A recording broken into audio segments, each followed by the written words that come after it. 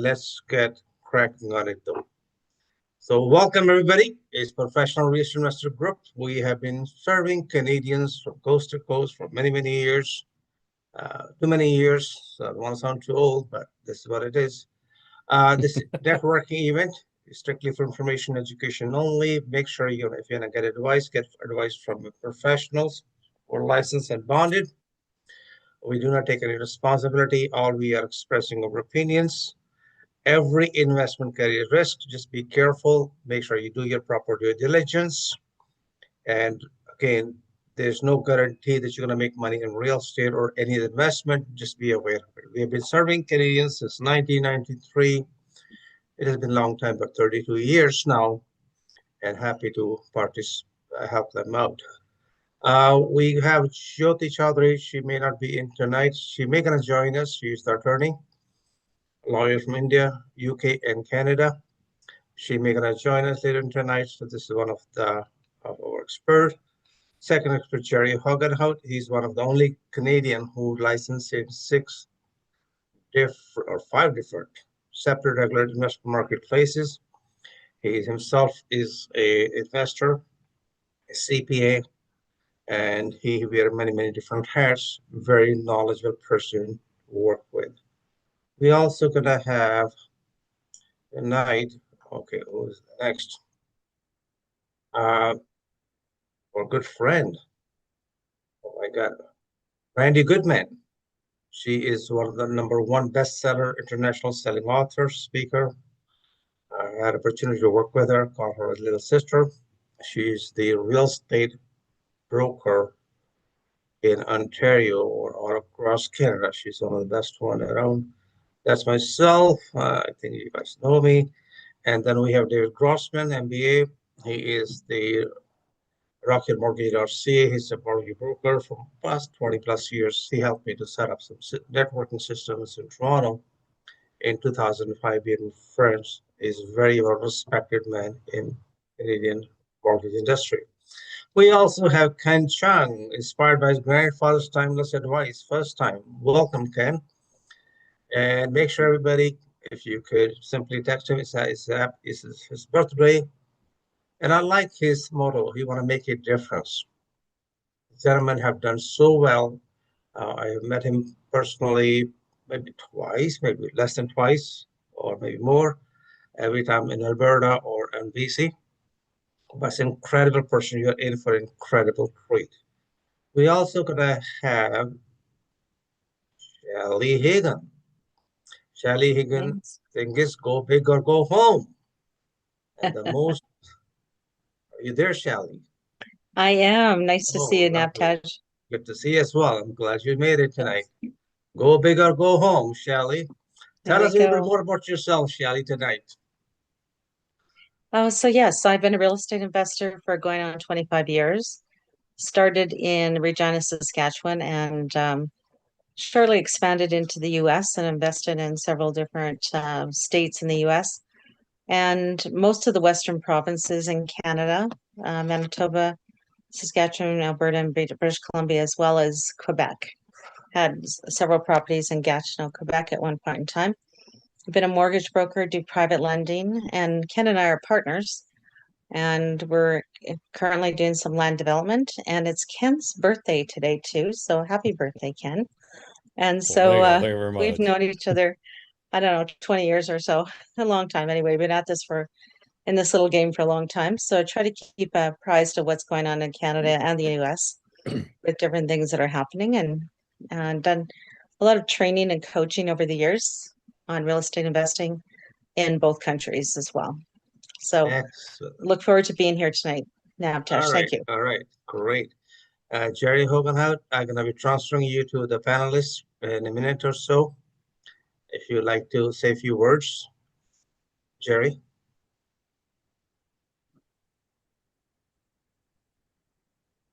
Tonight, we're going to be picking up a few different topics, and everybody will be requested to say whatever their opinion is, good, bad, or ugly, however it is, which has to be yours. It is more or less, it's not something we can all say in the same way, but more or less we can have different experiences, different knowledge base, and you may going to get a lot out of it. Those who got any questions, you're welcome to ask a question. We'll be happy to answer it for you if possible. Jerry, would you like to introduce yourself quickly? Jerry Hogenhout? Okay, here he is. Hey, Nav, can you hear me? We can hear you loud and clear. Are you Yeah, sorry, traveling? it's just I'm having a dinner meeting, but I'm making some time here to join. Excellent. Okay. So you'll introduce yourself quickly. Sorry, I'm just checking in here. Did you want me to speak on this topic or? No. So you'll introduce yourself. Okay, hi, I'm Jerry Hogenhout. As many of your members know me as, I'm a chartered professional accountant, real estate investor, and happy contributor to what you do, Nav. So thank you. All right. So tonight, the first topic will be what is happening with Canadian real estate. Is it crashing or is there a correction? So I'm going to start with you, Jerry, to begin with.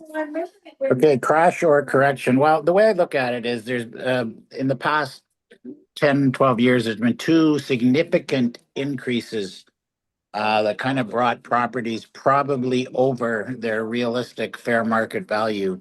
And so I think the properties have come down a little bit back to the normal values, I would think, certainly more than the overpriced values of a few years ago. So I don't think there's a crash. There's still a demand for housing. I think the condo market is taking a beating, and I think it's taking a beating for all the reasons that I had kind of thought would happen many years ago, when really the industry started building these very small units more for rentals, and people started living in these units and realizing, I don't know if I want to live in these small units. So that was a problem. I said many years ago, condo fees would become a problem as they kept escalating. I sat on a couple of boards for condos we owned. Those prices kept escalating to the point that it will jeopardize your value of the condo, which is what we're seeing now. Um, I really don't see a crash coming. I think what happened, I always look at the market in three ways. We have the top third as far as value, the middle, and the bottom third. And certainly if you're into that higher top third, yes, people, there's a correction. But the bottom third market to me is very important because it is protected by cap rate. And what I mean by that is a lower priced house can only go so low because it can be rented out for a certain amount of money. And when we apply that cap rate calculation to that low end house, it will maintain its value. So a lot of times we'll see the top third come down. We'll see the middle third try to come down, but that low property is holding its own because of cap rate. So I don't really see it as a crash. I see it more as a little bit of a correction to the values where it should be at. So still lots of opportunities there. There's still a strong market for housing that's needed. We'll never build enough houses that we need. I think now with what's going on, there's probably more of a direction to build housing that we need more so than what we want. So I think a lot of these 400 or 500 square foot tiny homes are becoming more attractive. So no, I don't think there's a crash. I think it's a little bit of a correction. That's my feeling. Ken Chung? Yeah, you know what? The beautiful thing about real estate is every market's got its own little niche and it's different. Where I'm in Kelowna, we're seeing a little bit of the difference. Everything in the high end seems to be moving right now, and it's the only stuff that's moving because they're part of the market that 1.5 million plus that aren't worried about what the financing is. They're not held by some of the same restrictions as people trying to get into the market. Of course, nothing at that point cash flows enough when you factor in what the rent rates are. And in the same aspect, we've got a condo market here that's crashing, and it's a crash because they've got 7,000 purpose-built market condos coming on the market here, and I think another 3,000 sitting in the wings to be built. All my developer friends that do the big stuff, they're all sitting back and taking a pause for right now because and here's the really goofy thing. We've got a bunch that are built ready to come onto the market, and because our government is so green, They refused our BC Hydro's request for natural gas extension into our market, so they can't even guarantee power for these buildings to have power for, you know, for by up till 2029, I believe. So we may have some buildings that'll sit there and vacant because they don't have enough juice to fire it all up. So it's being impacted on many different levels. A lot of the low end townhouses that were built when our little dictator over here in Victoria mandated the density of putting in fourplexes on every single family lot. Well, all of a sudden we have a ton of small townhouses that you can't even fit an F-150 pickup into the garage for on the market, and they're just sitting there because nobody wants them. They're too small if you're going to step up and buy that.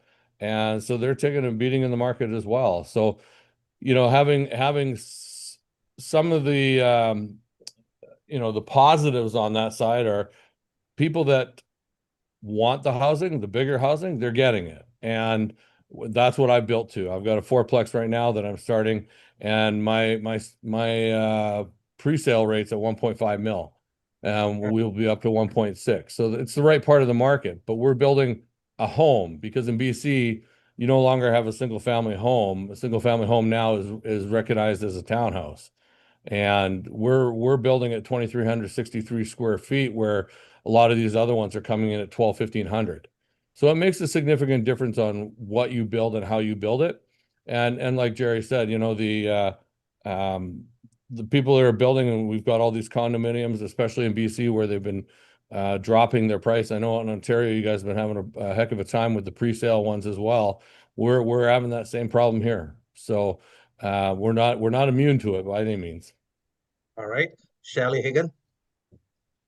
Yes, so very similar things are happening here. So the average home price is down slightly. The condo market, we're taking a bit of a hit too. Part of that, I think, is because we have so many thousands of rental units that have come on board over the last couple of years, and it's really driving down the price of rent, which is good for the renters. But now people are going, well, if I'm paying that much for rent, maybe I should look at the condo market, but the condo market has gone down. And so is townhouse. I happen to live in a townhouse complex, and we're 60 days on market. And my neighbors been on the market for like 140 days, and they finally slashed their price so they could, you know, get the place sold. And we're definitely seeing that kind of a trend. And what is picking up and improving, as Ken was talking about, houses over $1 million. I just was talking to somebody last night, and they put their house up for sale. They went out for dinner, and by the time they had one showing already. They had it on the, you know, MLS by noon. Went out for dinner and had an offer on the property and accepted the offer. You know, whereas other people are getting lots of tire kickers and nobody's biting in that kind of entry level market. So it's interesting to see what's happening. Pre-sales are very slow as well, especially on the condo and townhouse market. So that's kind of what we're seeing at this point in time. That entry level is taking a beating, and certainly rentals. Thank you. Leonard? Are you there, Leonard? Yeah. Sorry. Okay. What do you think? Crash or correction? I don't know about crash, but as far as a condo, we're having a really hard time selling condos. Normally, it's taking a little bit more longer on the market. But anything less than $1 million is actually going more faster. That I had a couple of properties in Oshawa be able to sell it faster, and some other properties more than $1 million is staying a little bit more than 2 months in the market to sell. Sorry. Oh, sorry. And the rental wise, same thing that we seeing, like normally when you put the rental, normally we get about 20 to 30 people getting inquiries. Now, like hardly 7 people coming in, and some of them are not really good candidates too. So that's what's happening. See the screen on right now? I'm sorry, what? Are you able to see the screen right now? Yes. Over 32,000 listings in Toronto for Yes. resale houses, and that does not include our brand new condos, which are about 25 to 32,000 coming up soon. Yeah, for my clients, for my mainly investors, we're not selling the condos right now. Reason why is like most of the condos that they bought it in few years back is not even gone up in the prices. Example, if they bought it for 700, that entire building is selling for about 690, something like that. So so that we're holding up to it right now. Keith Martin, would you like to add something? Keith Martin?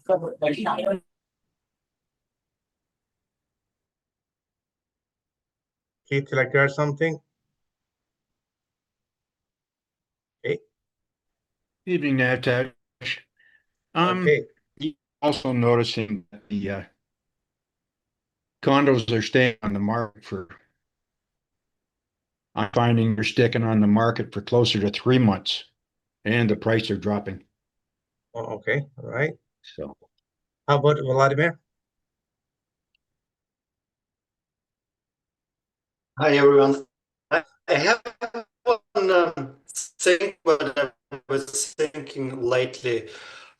Basically, what happening inflation, it's when banks, federals, they create fake money, and by helping, like, we give opportunity to make interest rate higher. So at the end of the day, like all the people who have houses and mortgages and using basically lend money, they paying more.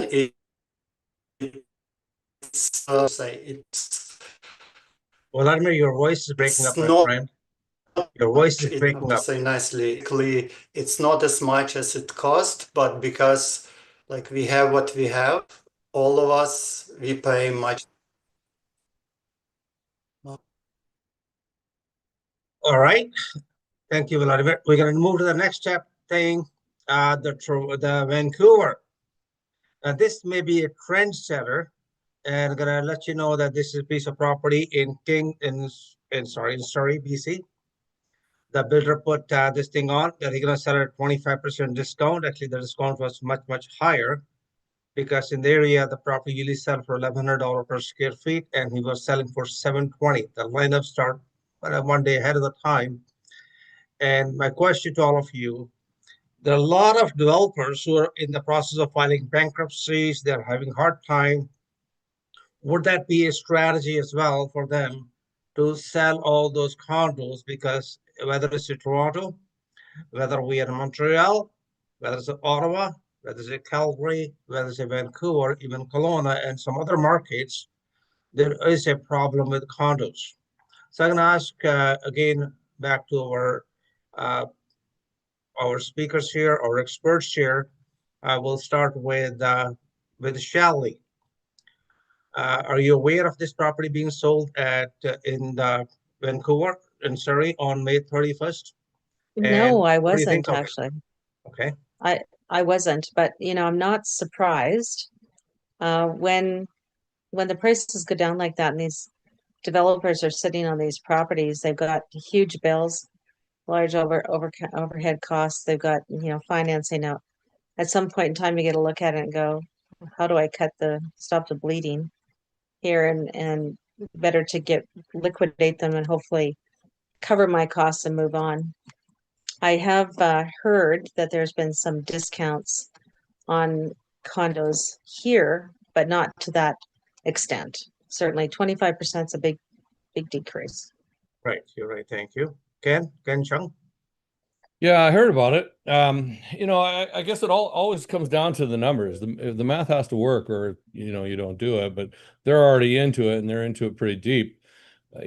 I've always tried to look at the creative side of it to come out of a scenario like this. I mean, there's a lot of people who, I guess, if you were looking at it saying, if it was me and I had enough room in the product to work it, I would rather try and carry vendor take back, help people out with a second mortgage to get into it, even at no interest, no payments for 5 years until they sell or renew their mortgage, whatever it may be, to keep the opportunity alive rather than devaluing the rest of the building. However, you don't know what their certain circumstances are, and if that's what they have to do to get out, it may be wise for them to do so. I just do what I can to stay out of such large projects as such, so that I don't feel that kind of pinch. I've looked at a couple of projects and I walked away from a couple last year because I was concerned. I got into a project and it was going to be a $38 million build, but there's no way to pivot. You're in and you're in deep. So, you have to have multiple exit strategies, and I just couldn't see it out of that one if something happened like is happening now. So I'm happy that I walked away. I lost some money because doing my due diligence and doing all my prep and such. That isn't free, right? And these things can have an impact, but it was worth it for me to walk away. And we're doing other projects now that we can be in and out of quicker, less than a year or two. So we're not hanging on to something this crazy that late in the game. So I wish them all the best with it, and I wish that they had come up with some other creative opportunities to help people get into a property with more money down or whatever it is, so that they get more buyers online. But this is the option they've chosen to go with. So I wish them the best with it. That's Yeah, Jerry just, Hogan, I got a can question I for just you. add Sure, go ahead. one more? I was just gonna add one more point regarding that, because I'm the same with Ken. I think, there's all kinds of seller financing things. But now you also have the other issue of the people that already signed up, put down their deposits, have got long-term contracts for a 25% higher price. Now you're going in and back managing those people, and it could be even a bigger issue for you going forward too. Well, we have the same issue. We're going to be discussing it in a minute or two. Jerry Hogan, I got a question for you. From a CPA point of view, is it okay for a developer to take a loss and write it off against his profits and get the cash rolling back to the next project? Yeah, 100%. I agree with the sentiment of the other speakers so far on this topic. These developers are just trying to recoup their money. Most of them, they're becoming less concerned with making money, just recouping their money.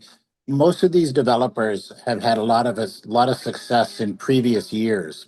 So it's not their first rodeo where they're going to lose all this money. They might lose some money on a development, but they've made a ton of money in the past number of years. So from a tax perspective, if this particular developer, let's just say, loses money, we get to carry that tax loss back 3 years. Okay, so we can go back to the 3 previously filed tax years and apply that loss to any income they had in the previous 3 years. So it's a tax strategy as well.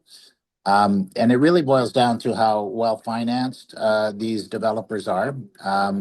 There's all kinds of moving parts. There's people who have put deposits down, committed to buying for prices that are higher.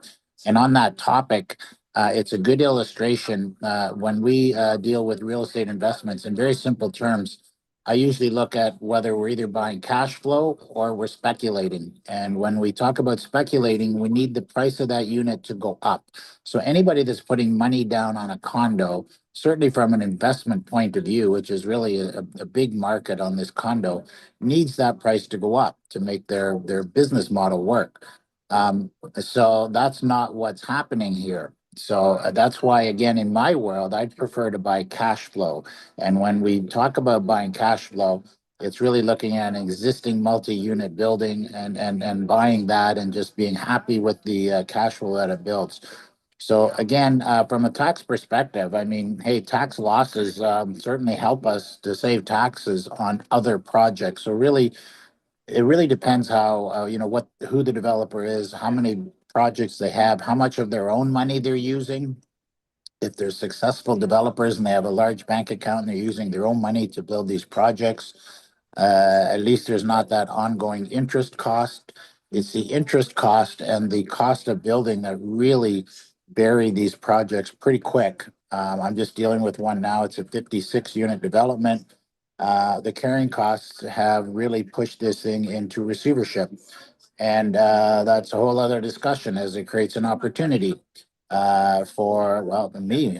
I'm looking to buy this thing, but there's a lot of other vultures. We're swarming around waiting for the ability to buy these things. So this is true too in these type of condos. So yeah, no, there's tax benefits. Hey, listen, when we lose money, we can apply it against taxes that we paid when we made money. So not the end of the world, but it really depends on the developer and how well financed that they are. Excellent. Well, there's one more point I'd like to make it to you. The developer is going to sue all those people who did not close the original contract. So these are failed pre-sale deals. So definitely the developer is going to recuperate the money, but now this way he's setting it ahead. And there's one more thing, what I believe what they have done, that they may gonna slash the prices to sell the inventory. And I do believe this may gonna become a new strategy for builders to get in and get out, and fear of missing out. Like there was only 75 units and people start lining up 24 hours ahead of the time. I'd like to get a little opinion from Leonard. Leonard, what do you think? Regarding the condo? Yes, sold at 25% discount, which actually is about 40%.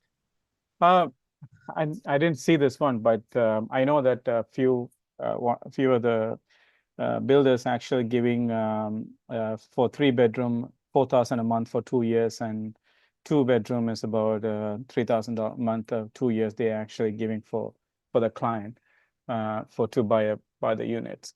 Other than that, most of the builders that we work with, and then heavily incentives they build up the incentive, which is we normally we don't get them and the market. So that's what I'm seeing it. But still, regardless of it, that we still having a little bit challenges of offloading the units, and especially the assignments is also not moving much.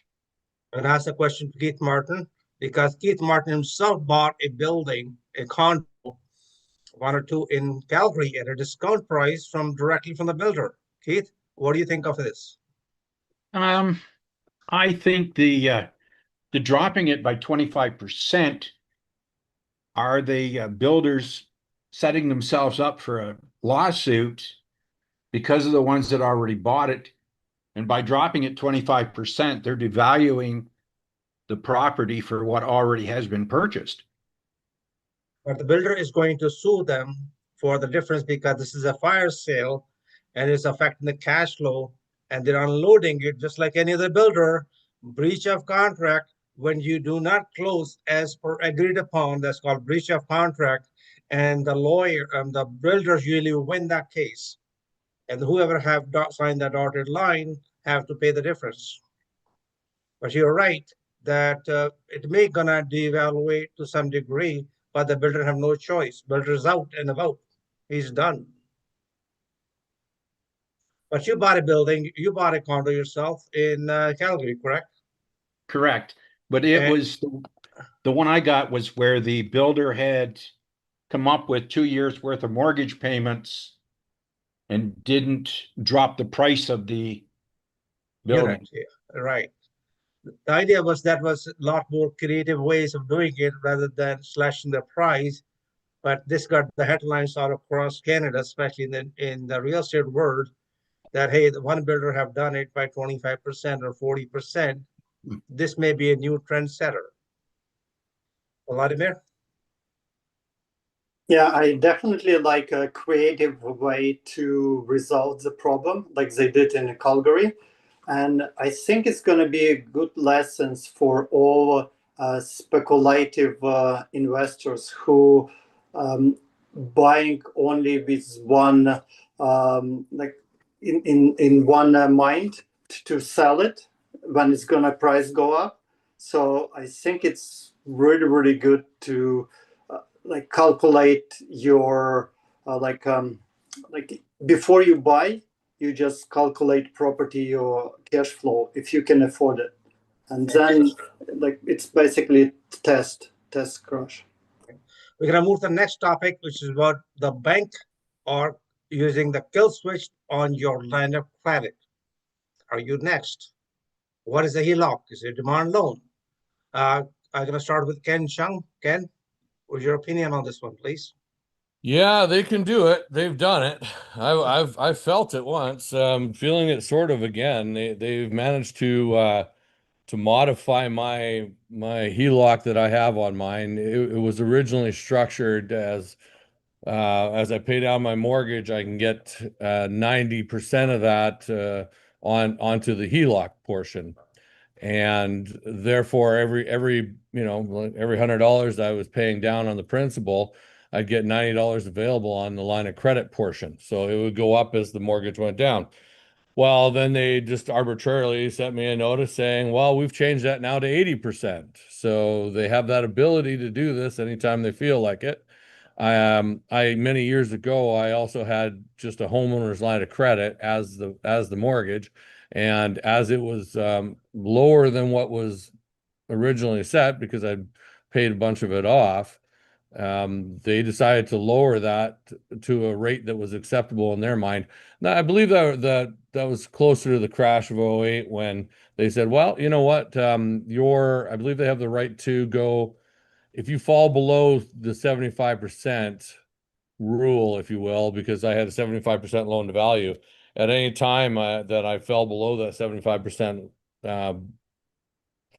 mark on my line, I guess, if you will, they could change that line of credit anytime they felt like it. So it does happen. It's rare, but it does happen for sure.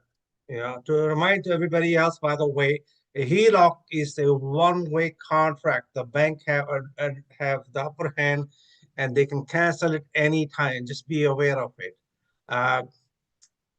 Sally Hagan? Sally? So yes, yep, sorry, I concur with what Ken was talking about. And I also have referred a few people just recently. I used to be a mortgage broker, but now I work with a team here. I referred a couple people to get HELOCs, and it's become extremely difficult, they're telling me, from the mortgage brokers to actually qualify for those HELOCs now. And for whatever, because of whatever's happening in the market, the banks have run into that. I personally have not had my HELOC cut back at any point in time, but I also don't have a very, huge one, and I use it sparingly. So just as I need it. So I don't know anything further regarding that. I know that right now too with the mortgages, the mortgage broker I work with, she's pretty much aligning most people with fixed rates, and I'm not sure whether Jerry agrees with that or not. I believe Jerry is a mortgage broker, but No, Jerry is that's a what CPA. I've noticed. Jerry, what do you think of it? Yeah, no, I'm not a mortgage broker, but I was at one point. But no, I mean the banks, I mean, listen, they hold the upper hand on anything we do. We're seeing this starting to sprinkle into the marketplace as far as them changing the terms, which is really frustrating because when we use the terms from the initial contract, we're building a business model around that. So when they change that, it's frustrating. We do know that they have the ability to do that, but banks in general, just from an economic point of view, they don't like HELOCs because they can't match. There's not a good matching to the demand of money to the access to money. I mean, when they do 5-year rates, they're just basically buying 5-year bonds to match the interest rate, and they make money on the spread, and they do that on fixed rates, 5-year, 10-year rates. That's why the banks push the fixed rates so much. I used to always have variable rates up until a few years ago when the prime goes up unrealistically. I mean, how does the government or not a government, but the Bank of Canada go from 0.5 to 5% in 9 months without having all kinds of adverse effects. And that I got caught. I had I have a bunch of apartment buildings. One of them has a variable mortgage, and all of a sudden I'm underwater. So I'm a stronger believer now that if we can fix the rate and it works within our business model, that's usually the option we go now. But I've also noticed a lot of people leaving the banks and going to credit unions. We're seeing a lot of that. The credit unions do not conduct business under the governance of the Bank Act. They basically lend money on behalf of their members. We're seeing a lot of, and again, I kind of live in the multi-unit space, the apartment buildings, 15 units to 40 units is my playground. We're seeing a lot of those mortgages being funded by credit unions. People are going away from the banks. The credit unions are getting a bit hungry. They can too provide CMHC financing. So, just a word of advice to your listeners is when you are looking for these type of loans, don't forget about the credit unions. Compare that.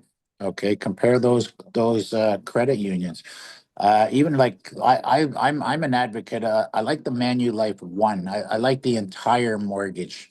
Most people have a first mortgage and then they'll have a HELOC. I like taking all of that mortgage debt and putting it into a readvanceable line of credit. That's kind of what we strive for when we do financial planning, investment planning, real estate planning with clients.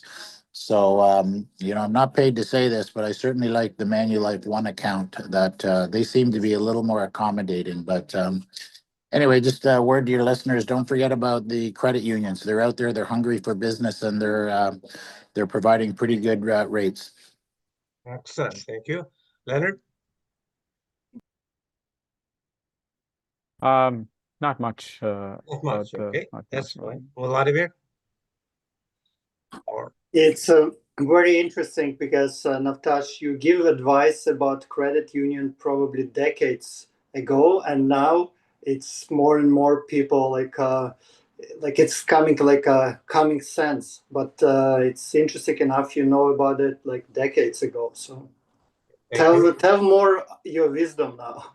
all right, well, sure. Thank you. Keith, would you like to say something on this HELOCs? I've got nothing really to add on HELOCs. All right, no problem. We're gonna move to the next topic. The next topic is gonna be, boy, is it? Okay, these are some of the Canadians who are missing mortgage payments. Just thought I should share with you. People are all across Canada are hurting, and they're hurting big time.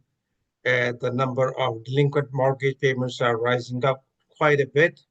Banks are not pulling it that fast, but again, it is alarming the number of properties going under foreclosure or power of sale. I just want to remind all of you in Canada, when any property goes under power of sale or foreclosure, must be sold at fair market value. So most of the investors do not know that. They just go crazy whenever you see a piece of property come into the market for sale under power of sale, foreclosure, or whether it is a civil enforcement, or whether it's a receiver sale, or could be some other reasons. I won't get into all that tonight, but they are rising though. The next topic is, are we going to see the property value drop by another $100,000 in Vancouver and Toronto? We're talking about more or less condos than anything else. I'll again take with Ken Chung. I believe in Toronto and Vancouver, you're probably going to see that. I believe we're going to probably see that in Kelowna, but not quite by 100,000. I do believe that the condo market is overbuilt, and just like Jerry was saying earlier, they were built micro units and tiny 290 square feet bachelor pads and things like that were overpriced at the time, but what people thought they could utilize it for. We have the same problem in Kelowna where a lot of these buildings, we had 3 buildings in Kelowna that were purpose built for short-term rentals. So they're even zoned commercial instead of residential. And a lot of these guys with the new rules that came in can't rent them out anymore. But they're stuck because they're now holding a piece of property that can only be sold as commercial, which means you're 25, 35% down. You're not getting any conventional high ratio financing. So it's eliminating a lot of new buyers in a market for a product that was designed for short-term rentals.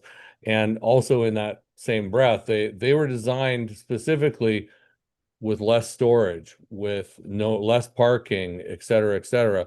And these are all things that are impacting their ability to resell. So in our market, those are really taking a beating. But as far as regular, run-of-the-mill, half decent size, two bedrooms, they're rare to find a three, but 1-2 bedrooms, we're going to take a hit in the Okanagan, probably not as high as that though. But I definitely think Vancouver is going to continue to take a hit on that just because they're overbuilt in that market for the same reason. And I got a question for you. When those 2 buildings or 3 buildings you have, is there a possibility they can be turned into a assisted living, student housing, or it can be given out for? They're individually sold as Oh. units, so they're stratified like a typical apartment complex and individual owners. So it makes it very difficult for those guys, and I feel bad for them. Our mayor went to fight for them. I mean, these were specifically built because we have a lack of hotel rooms and such for our area. I mean, you got to understand, our population at best is usually 150 to 165,000 people, but in the summertime, we're 400 or 500 all summer, from May long weekend till September long. So we have a lack of available units for people to come and rent. That's why Airbnb was a great thing at that point. I do understand the overuse of it and taking away from the average rental market. But when you have buildings that were zoned for it, and Victoria just told them to go pound sand, said, too bad, I know you're zoned for it and you're zoned commercially, but too bad you're not going to be able to do what you wanted to with it. That was really hard to watch. But I do think that some of the new stuff that's being built that is being considerate of what people actually need, instead of trying to make everything as small as possible, I think those are going to be the ones that will benefit the most. Excellent. By the way, those who are from the Eastern Canada, in Western Canada, they call strata instead of the condo corporation, just a difference of wording though. Same thing in Western Canada, they have foreclosures. Eastern Canada, we just use power of sale. So if you look at the markets right now, comparatively, Toronto have about 10,000 condos for sale. Vancouver have about 7,500 of them altogether. The inventory is quite up. The sales are quite a bit of down. And I like to move to the next topic. I don't want to cut other speaker, but I got important things I want to discuss before 8 o'clock tonight. So please forgive me. So pre-sale condos, are they in hot water? Would you like to walk away, negotiate, or risk a lawsuit? It's the same scenario. I'm going to ask to begin with Shally Higgin. Shally? So this is a very good question. We haven't run into the same level of challenges that you have in like Vancouver and Toronto, but we certainly do have some issues here as well. And what I find is a lot of people panic and they don't know what to do, and they just either try to walk away and then, run into a lawsuit. But really, in most cases, when I've been working with coaching clients, I got into pre-sales. If they went back to the builder and negotiated with them, some of the builders actually reduced their price. Some came in with creative options like we were talking about earlier, Ken mentioned, and some just threatened right up front with a lawsuit. So it really is important to go back to that group and negotiate with them from a position of power and say, listen, if we walk away, certainly you can sue me, but now you're stuck with this inventory. I'm willing to close on this inventory, but let's get creative. There's got to be a way we can work together to find out this happens. And a lot of people that are average homeowners that are buying these, or new investors that are uneducated, they just panic and they don't know what to do, and they don't know how to go back and negotiate, and they're afraid to do that because they're not used to that. And it's just a matter of kind of bringing them back to the table and getting them to go talk to these people. Quite often the developers are willing to work with you if they can find a way out of this problem. You're right. What happened in Toronto? A couple of builders have made an arrangement with the bank that the bank will finance them at the purchase price, even though current market value have dropped by 20, 25, and 30%. But that is something they call blanket mortgage. I'm going to move to the next to the Leonard. Leonard, what do you think of it? Presale investors in hot water? I think you should negotiate and rest the lawsuit, like negotiate the builder. A couple of them we did negotiate it. They dropped about some of them 100K. Some of them that we, like you said, Royal Bank and all, they're working with a couple of builders to honor the purchase price instead of, even though the appraisal coming in low. And we also have found some couple of lenders who also is able to give the purchase price, even though it's a couple of the appraisal coming in low. But other than that, getting a lawsuit from the builders is, like you said over here, court always go with the builder side. So you should be careful with that one. Well, the way this is breach of contract. The builder is going to win no matter what. The best thing is to mediate, and if you can reach to some sort of resolution, excellent. Otherwise, both of you are going to be carrying a dead monkey. The builder is going to always win no matter what, no matter where you go anywhere in Canada, the court is going to favor of the builder. The best thing is to relate to it. Keith, you like to add something to it? Yeah, mine is negotiations. Excellent. I've had What about several Vladimir? people that I've known have been successfully been able to negotiate with the builders for a resolution. Yes, you know that we have done it many deals with the builders in the past, where we got built-in discount instead of knocking off the purchase price. We asked them to give us a interest-free mortgage or no mortgage payment and rental guarantee for 2 years or so on. And that was a great resolution. This is how you got one of the condo in Calgary. Vladimir? I have a friend who basically they close and they sell it. So basically they take a loss for it, but they don't have any like legal responsibility after it. So I think it's like best negotiation, but this is like second best. Right. Somebody gonna take a shot into the stick. Jerry, how can I help? Jerry? Hi, yes, yeah, I agree with Keith and everybody else. Negotiate. That's where you want to start with. I mean, walking away is the last resort. I do find the attitude with a lot of these developers are changing a bit. At first, when this was starting to happen, they dug their heels in a lot quicker and said, "No, sorry, we're not giving you a break." I find now that more and more, having these issues, they're more flexible. So yeah, I think you continue to negotiate. Every developer is different. Just from a tax angle, when people do lose money, I had a client, this was pretty sad. They purchased at 2.1 million. 3 years later, they closed and the fair market value was 1.6. So they were out 500,000 and the bank wouldn't even finance them at the original purchase. They would only finance them at the current value. So that was a big problem. This client really couldn't afford that kind of a loss. So we did negotiate, we got somewhere, but they still lost a lot of money. Now, again, from a tax angle, when we lose money, we don't want to lose money, but there's tax benefits. And in all these cases, the question is, let's assume we create a loss, we negotiate, we come up with a number, even though we're still losing money. Is that a capital loss or a non-capital loss? And a capital loss can only be applied against capital gains. It cannot be applied against other income. Yet, if we choose to treat that as what we call a non-capital loss, we can apply it against other income, including salary. So a lot of times we can recoup some of our loss through the tax system. But there, we have to build a case with CRA, whether that's a capital loss or a non-capital loss.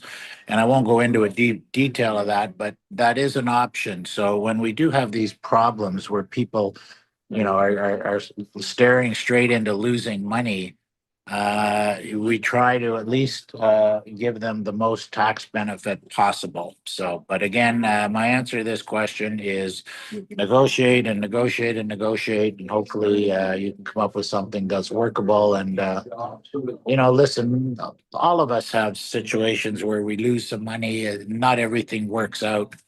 It's whether losing the money changes your life. In this particular case with my client, they lost a lot of money that they didn't have.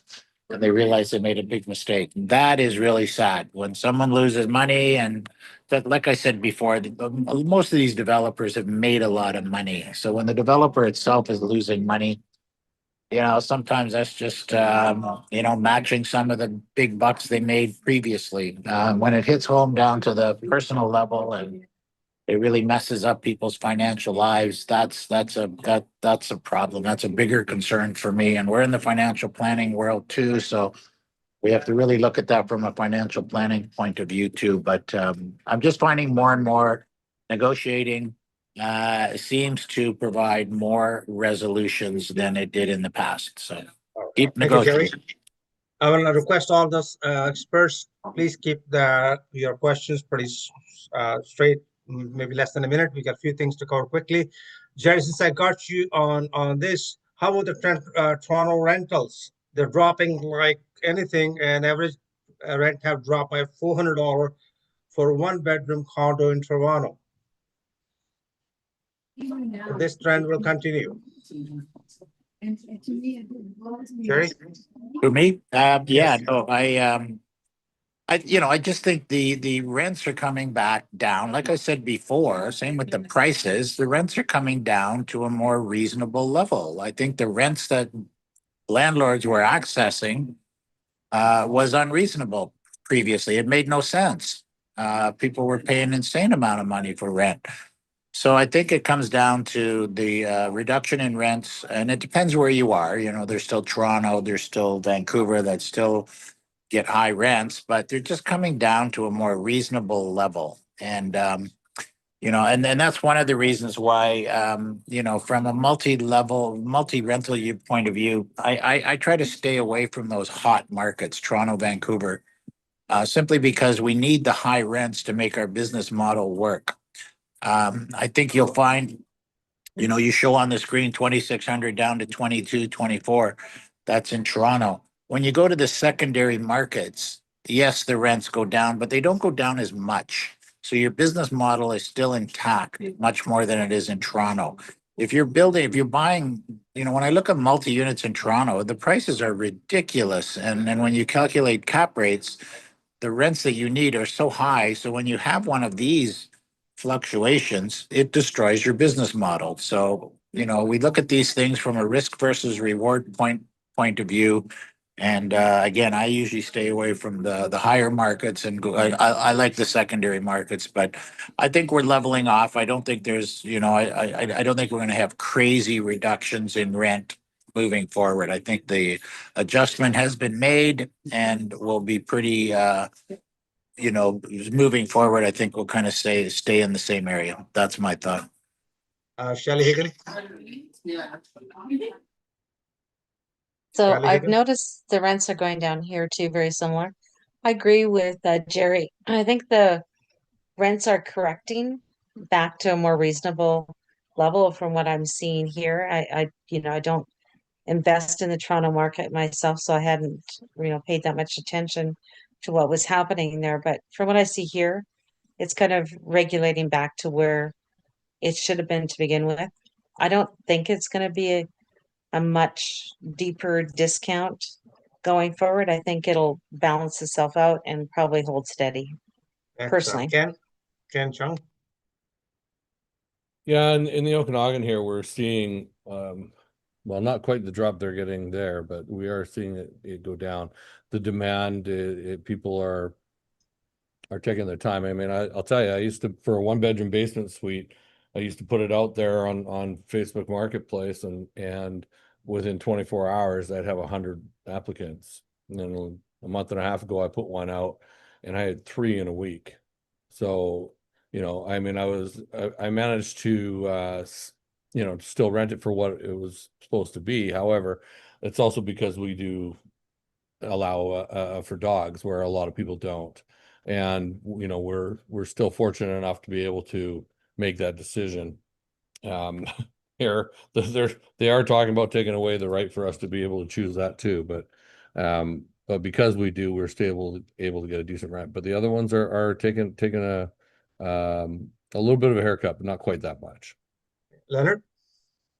In my experiences, we seeing both sides. One side is landlords are being really picky, rightful so, and also that like Ken was saying that when we put the listing, normally we get about 40 people coming for the listing. Now it's about at least 5 people coming in.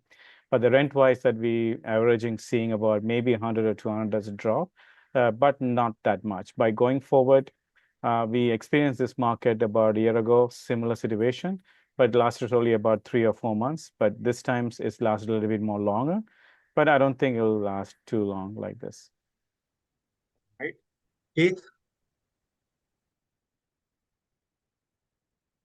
Yeah, I'm seeing a slow, but not nothing that way, not that hard. And how's the condo in Calgary right now? Are you getting the same rent as before? Yep, I've had no declines in Calgary.